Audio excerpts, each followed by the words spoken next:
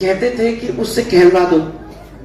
तो वो चिपकते थे और कहते थे कह दो, आप वादा कर दो, कोई ऐसी बड़ी बात नहीं, आज नहीं करना, आप कल कर लेना, परसों कर लेना।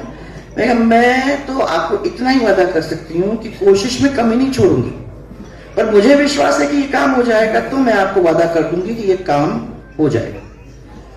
तो ये मेरे पीछे पड़े पूरा इलाका ये नागौर का, कि बड़े बड़े कस्बे 10 हैं 11 हैं, तो उनमें आप हिमालय का पानी हमको पिलवा दो।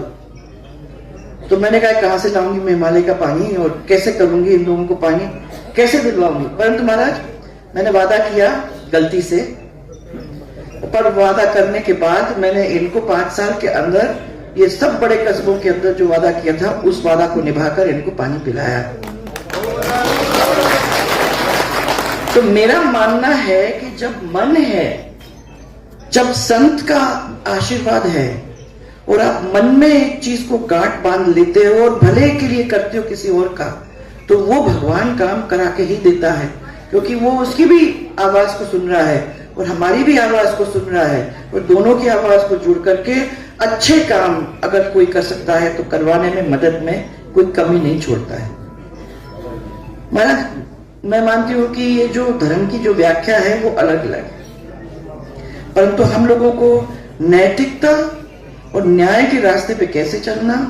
अन्याय को कैसे रोकना और किसी का हक छीनना नहीं, ये बहुत मुश्किल काम है, क्योंकि हम तो टाइम नहीं मिलता ये सब चीजों देखने को कि इसका क्या अंत है। पर मैंने ये देखा कि आप जैसे यहां करते हो कि अहिंसा को सामने रखते हुए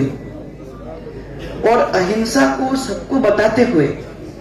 आप किसी भी प्राणी के जीवन के ऊपर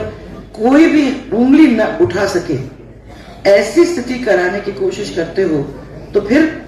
जब जीव का प्राण को छोड़ने का काम हो जाता है तो आदमी के प्राण के लिए भी दूसरा आदमी सोचने लगता है। और मैं समझती हूँ कि वो भी अपने बड़ी बात है। किसी को मारना ही सिर्फ हिंसा नहीं होती है, अलग अलग किस्म से मार होती है। किसी का दिल दुखा दो तो भी एक किस्म की हिंसा है, क्योंकि वो भी मारा है किसी को। किसी का दिल तोड़ दो तो भी एक किस्म का हिंसा है, और आत्मा को अगर सताओ दो किसी के, तो मैं समझती हूं कि वो भी एक किस्म की हिंसा है। राजनीति के अंदर महाराज एक चीज हो जाती है, वो छोटे स्तर पे जब अपन लड़ते हैं चुनाव, कि ये आदमी मेरे खिलाफ चुनाव लड़ रहा है तो इसको तो खत्म करके छोड़ना है, और अगर खत्म करके छोड़ देंगे तो हमारे आगे की राजनीति में हम सफल हो जाएंगे।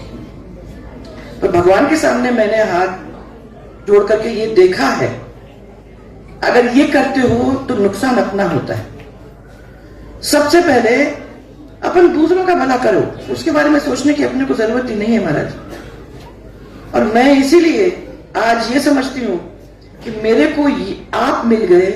आपके दर्शन हो गए, आप सबके हो गए, क्योंकि अलग अलग किस्म से आप लोगों ने भी प्यार दिया है, तो मैं समझती हूँ कि कोई बुरा नहीं हो सकता। आप लोग सब बहुत धन्य हो, लेडीज आप लोग सब जो महिलाएं बैठी हुई हैं बहुत बहुत धन्य हो कि महाराज का आशीर्वाद आपको मिला, और बस एक दिन के लिए नहीं मिला है,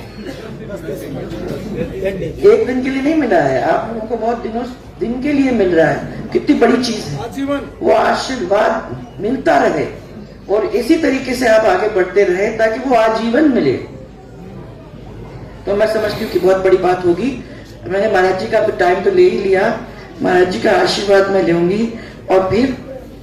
अगले महीने मैं समझती हूँ कि आप लाडनू जा रहे हो। मेरे बहुत सारे फोन आए हैं कि महाराज जी लाडनू जाएंगे, लाडनू जाएंगे, लाडनू जाएंगे। मैंने कहा भैया महाराज जी लाडनू जाएंगे तो हम भी लाडनू मिलेंगे,